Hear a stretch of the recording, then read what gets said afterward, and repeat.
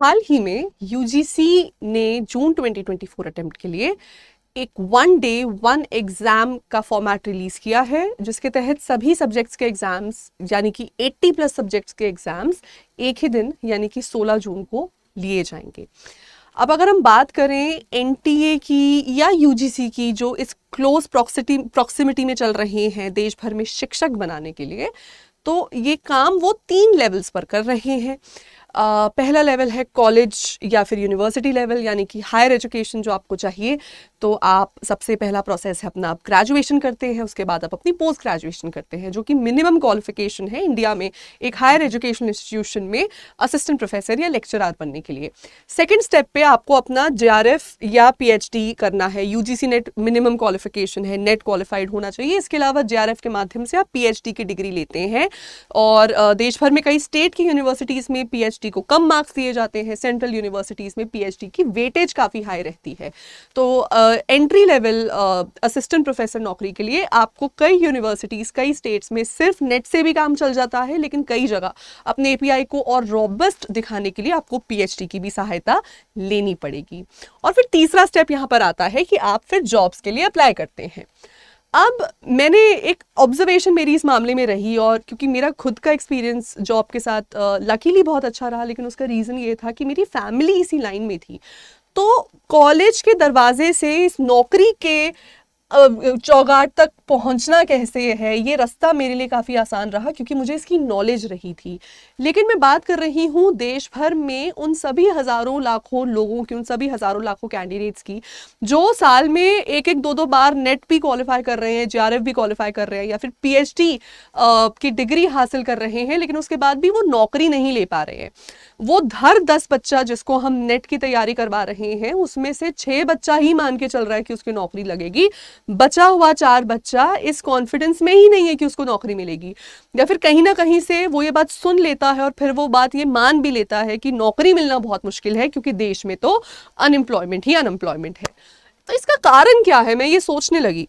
फिर मैंने पिछले 10 सालों में नेशनल एजुकेशन पॉलिसी के जो भी चेंजेस रहे हैं, यूजीसी की तरफ से जो भी चेंजेस आए हैं, एनटीए का फॉर्मेशन हुआ, मैंने इन सभी चेंजेस को बहुत अच्छे से एनालाइज किया, और मैंने देखा कि कॉलेज यूनिवर्सिटी लेवल पर आपकी डिग्री को बेहतर कैसे बनाया जाए, इसके ऊपर एनईपी 2020 में बहुत सारे प्रावधान हैं। और इसके ऊपर मैं अभी एक नया सेशन भी लेकर आऊंगी, जहां पर मैं वो सारे प्रावधान, वो सारे प्रोविजंस आपके साथ डिस्कस भी करूंगी। तो एनईपी 2020 के जितने भी लेटेस्ट प्रोविजंस हैं, उन सभी को धीरे धीरे करके यूजीसी हायर एजुकेशनल इंस्टीट्यूशंस में इनकॉर्पोरेट कर रही है। करिकुलम को और ज़्यादा इंक्लूसिव बना रही है, और ज़्यादा मल्टी डायमेंशनल बना रही है, पढ़ाई को और ज़्यादा होलसम बना रही है ना। एनालिटिकल बेस्ड अप्रोच स्टूडेंट्स को अब दी जा रही है, रिसर्च में स्टूडेंट्स का ध्यान लेकर जाया जा रहा है। तो ये सारे प्रोविजन से हम हायर एजुकेशनल इंस्टीट्यूशंस की क्वालिटी को इन्हांस करने की बात कर रहे हैं। साथ ही साथ नैक जैसी इंस्टीट्यूशंस इस बात पे गौर फरमा रही हैं कि देश भर के कॉलेजेस और यूनिवर्सिटीज बेहतरीन तरीके से अपनी क्वालिटी को मेंटेन करके रखें। दूसरी तरफ यूजीसी नेट का एग्जाम कैसे कंडक्ट होगा, जेआरएफ की डिग्री कैसे मिलेगी, आपको पीएचडी में एंट्रेंस कैसे मिलेगा, ये इन सब के लिए भी एनटीए आए दिन काम करता रहता है। अभी हाल ही में चर्चा में पिछले कुछ हफ्तों में, दिनों में यही चर्चा रही भारी भरकम कि एक सिंगल डे में सारे एग्जाम्स कंडक्ट करवा दिए जाएंगे। आज ही मैं हमारे यूजीसी के चेयरमैन श्री जगदीश कुमार जी का एक आर्टिकल पढ़ रही थी, जिसमें उन्होंने इंटरव्यू में बताया है कि ये 1 डे 1 एग्जाम पॉलिसी को लाकर हम इस एग्जाम के एनवायरनमेंट को, इसके करिकुलम को और ज़्यादा इक्विटेबल बनाना चाहते हैं। मतलब क्योंकि मल्टीपल शिफ्ट्स में एग्जाम नहीं होगा तो स्कोर का नॉर्मलाइजेशन नहीं होगा, स्टूडेंट्स के माइंड में एक सेंस ऑफ ट्रांसपेरेंसी रहेगी, इससे उनका कॉन्फिडेंस बूस्ट होगा और हम बेहतर रिजल्ट्स दे पाएंगे। तो मेरे को यही लगा कि चलो ठीक है, बहुत बढ़िया, कॉलेज यूनिवर्सिटी तक बहुत काम किए जा रहे हैं, यूजीसी नेट जेआरएफ के लिए बहुत काम किए जा रहे हैं। अब आ जाते हैं जॉब पे, जॉब फाइंडिंग पे, जॉब एप्लीकेशन पर, इंटरव्यूज पे जाना, नौकरी हासिल करना, या खुद को अपने स्किल्स के बेसिस पर किसी इंडस्ट्री से लिंक करना।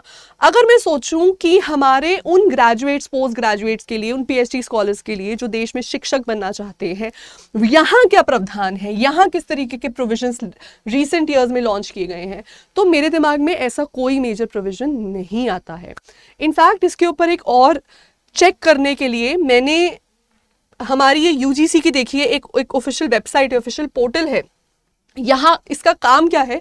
इसका काम है कि अगर आप नेट सेट क्वालिफाइड हैं या फिर अगर आप पीएचडी क्वालिफाइड हैं, तो तब आप इस वेबसाइट पे खुद को रजिस्टर करके आप अपने आप को ज़्यादा विजिबल बना सकते हैं पॉसिबल रिक्रूटर्स के लिए, कॉलेजेस के लिए, यूनिवर्सिटीज़ के लिए। काफ़ी इंटरेस्टिंग था मेरे लिए ये देखना कि देखिए तकरीबन 68,000 नेट कैंडिडेट्स इस वेबसाइट के साथ जुड़े हुए हैं। जेआरएफ के 17,500 कैंडिडेट्स, सेट के 21,500 कैंडिडेट्स और देश भर से पीएचडी किए हुए अराउंड 35,000 कैंडिडेट्स इस वेबसाइट के साथ एसोसिएटेड हैं और दिन रात इसी चाह में होंगे, इस इंतजार में होंगे कि उनको नौकरी मिलेगी। तो कहने को एक पोर्टल हमारे पास ऐसा खुला जरूर हुआ है, लेकिन अगर मैं आपको लेटेस्ट पोस्ट की बात करूं, लेटेस्ट पोस्ट की हम बात करें तो कोई लेटेस्ट जॉब प्रोफाइल यहां पर अवेलेबल नहीं है। पर क्या ये सच है?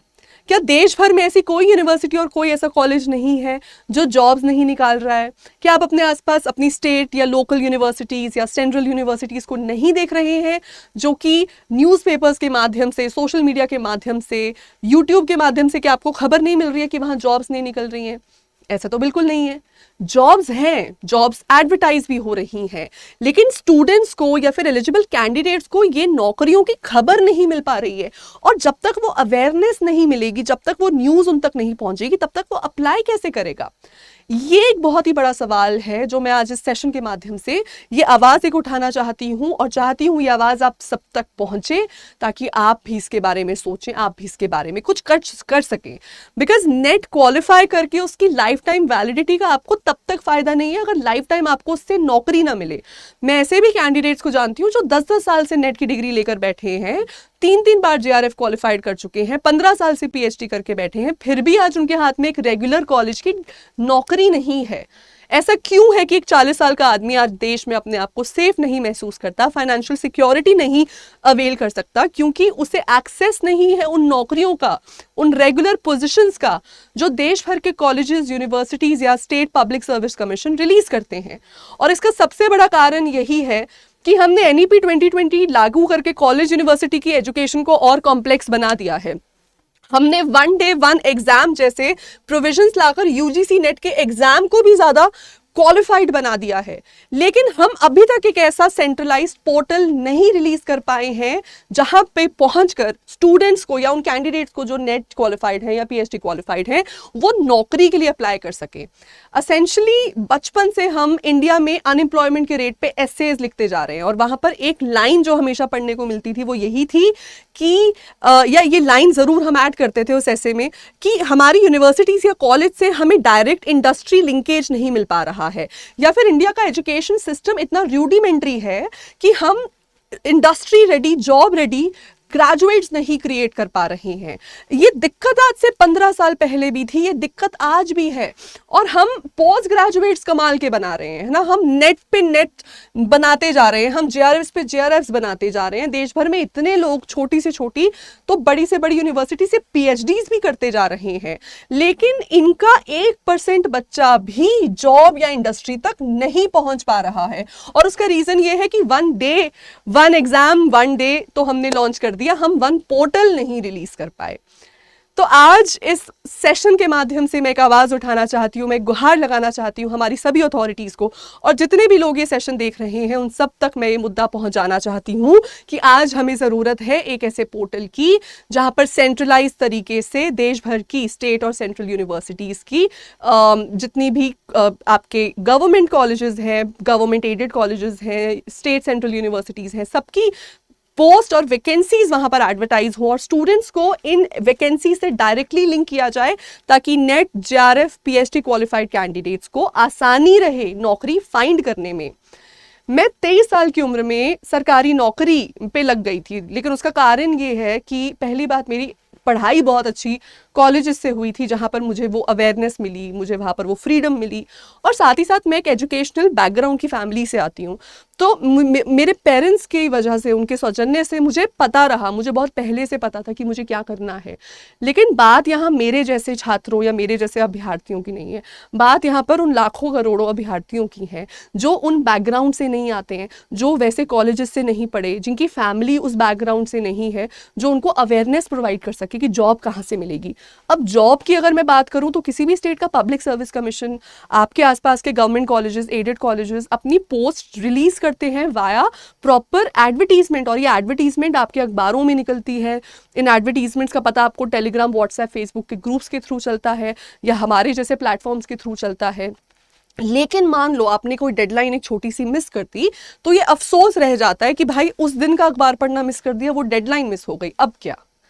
तो इस तरीके से नौकरी आपके हाथ से बहती ना चली जाए, इसके लिए ज़रूरी है देश भर में कुछ मेजर चेंजेस इंट्रोड्यूस करने की। सबसे पहले ये यूजीसी का जो जॉब पोर्टल बनाया गया है, इसमें 1.5-2 लाख कैंडिडेट्स रजिस्टर करने की जगह अगर हम 1.5-2 लाख नौकरियां एडवर्टाइज कर सकें तो वो बेहतर रहेगा। इसके लिए ज़रूरी है कि एक सेंट्रलाइज्ड पोर्टल क्रिएट किया जाए, सेंट्रलाइज्ड रिक्रूटमेंट ड्राइव क्रिएट की जाए, जिसके तहत देश भर की सेंट्रल और state universities, colleges, government aided colleges, ये सभी मिलकर अपनी वैकेंसीज को एडवर्टाइज करें एक ही पोर्टल पर, और इस पोर्टल के साथ डायरेक्टली लिंक्ड हो हमारे UGC net qualified, JRF qualified और पीएचडी क्वालिफाइड कैंडिडेट्स, ताकि उन लोगों तक नौकरियां डायरेक्टली एडवर्टाइज की जा सके जो इन नौकरियों में इंटरव्यू देने के हकदार हैं, जो यहाँ के लिए एलिजिबल हैं। दूसरा, इंडस्ट्री हैबिलिटेशन भी प्रोवाइड की जाए। जैसे मैंने बताया, एनईपी 2020 में ये कहा गया है कि उन सभी कैंडिडेट्स के लिए जो टेक्निकल नॉलेज नहीं रख रहे हैं, फॉर एग्जाम्पल आप लैंग्वेज के स्टूडेंट्स हैं, आप लिटरेचर के स्टूडेंट्स हैं, तो आपको देश भर में और सेंटर्स या और इंडस्ट्रीज के साथ जोड़ा जाए ताकि आपकी डिग्री आपके लिए काम करे, आपकी डिग्री आपको फाइनेंशियल सिक्योरिटी प्रोवाइड कर सके। और वैसे भी अगर आप अपना नेट या जेआरएफ क्वालिफाई करते हैं, फॉर एग्जांपल आप इकोनॉमिक्स से नेट क्वालिफाइड हैं, आप पॉलिटिकल साइंस से जेआरएफ क्वालिफाइड हैं, तो आप बहुत और सारी इंडस्ट्रीज का पार्ट बन सकते हैं। आप जर्नलिज्म मीडिया से जुड़ सकते हैं, आप गवर्नमेंट के थिंक टैंक्स के साथ जुड़ सकते हैं। ऐसे और बहुत सारे प्रोविजंस हैं जो आपके लिए ओपन है। अनफॉर्चुनेटली अवेयरनेस नहीं है वहाँ पर। तो ना कि सिर्फ ऐसे एलिजिबल कैंडिडेट्स को यूनिवर्सिटी कॉलेजेस के साथ जोड़ा जाए, बल्कि साथ ही साथ इन सभी को इंडस्ट्रीज के साथ भी जोड़ा जाए, ताकि सिर्फ टीचिंग के करियर ऑप्शन ना रहे, और भी प्लेसेस हैं, और भी जगहें रहें जहां पर हम कैंडिडेट्स को अवेयरनेस हो जॉब के लिए। साथ ही साथ हमें फैसिलिटेट करनी चाहिए recruitment drives in collaboration with the placement cells of these colleges. मैं आपको बताना चाहती हूँ, आप अपने आसपास जितने भी government colleges, government aided colleges देख रहे हैं, इन सभी में एक प्लेसमेंट सेल होता है, लेकिन unfortunately 99% of these placement cells are dead. उसका रीज़न ये है कि ना तो वहाँ के लेक्चरर्स को पता है कि किस तरीके से पॉसिबल रिक्रूटर्स को अपने पास लेकर आना है, ना ही ये रिक्रूटर्स इन गवर्नमेंट कॉलेजेस में आना चाहते हैं। लेकिन एक गवर्नमेंट अगर यहाँ इस प्रोसेस में इंटरवीन करके एक सेंट्रलाइज पोर्टल बना देती है और इनको लिंक कर देती है हर कॉलेज के प्लेसमेंट सेल से, फिर ऐसा हो ही नहीं सकता कि कोई भी एलिजिबल ग्रेजुएट या पोस्ट ग्रेजुएट या फिर PhD qualified candidate in recruitment drives में ना बैठे।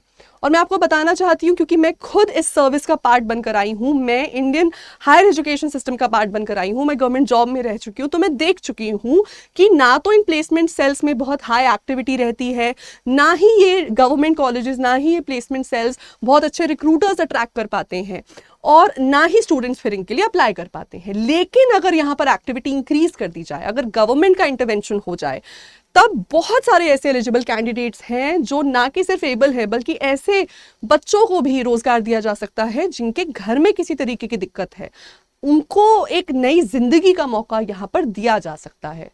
तो आज इस सेशन के माध्यम से मैं बात कर रही हूँ सिर्फ 1 डे 1 एग्जाम की नहीं, मैं बात कर रही हूँ देश भर में क्रिएटेड 1 सेंट्रल पोर्टल की। इस पोर्टल के माध्यम से हम देश भर के सभी eligible net qualified, JRF qualified और पीएचडी क्वालिफाइड कैंडिडेट्स को एक प्लेटफॉर्म पर लेकर आएंगे। इस प्लेटफॉर्म को लिंक किया जाएगा उन सेंट्रल स्टेट कॉलेज यूनिवर्सिटीज के साथ जो रिक्रूटमेंट अलाउ करेंगी, जहां पे रिक्रूटमेंट की पॉसिबिलिटी है, वहां से इंटरव्यू प्रोसेसेस टेकअप किए जाएंगे, और इस तरीके से देश भर में एक नेक्सस बनाया जा सकेगा। और फिर शायद कोई ये कहने वाला नहीं होगा कि नेट क्वालिफाई करने के बाद हमें रोजगार नहीं मिला। जरूर सोचिएगा इस बारे में जो आज मैंने बात कही। आप इसके बारे में क्या सोचते हैं, वीडियो के नीचे कमेंट सेक्शन में लिखकर मुझे ज़रूर बताइए। और ऐसी और वीडियोस के लिए सब्सक्राइब कर दीजिए हमारे official YouTube channel UGC NET Adda 24/7 को। Thank you.